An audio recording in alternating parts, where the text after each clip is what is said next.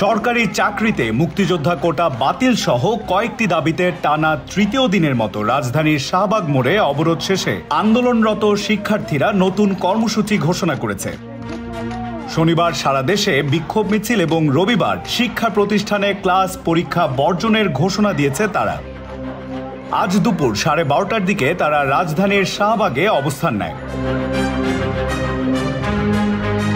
এছাড়া কোটা বাতিলের দাবিতে বরিশাল ও রাজশাহী সহ দেশের বিভিন্ন স্থানে অবরোধ করেছে ছাত্রছাত্রীরা।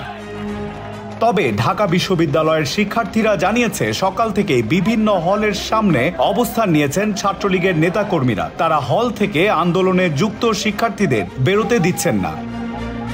বিশ্ববিদ্যালয়ের শহীদ সার্জেন্ট জহুরুল হক হল শাখা ছাত্রলীগের যুগ্ম সাধারণ সম্পাদক আসাদুজ্জামান ফরিদ দ্য ডেইলি স্টারকে বলেন, শিক্ষার্থীরা যাতে হল থেকে বেরোতে না পারে তাই সতর্ক অবস্থানে আছি।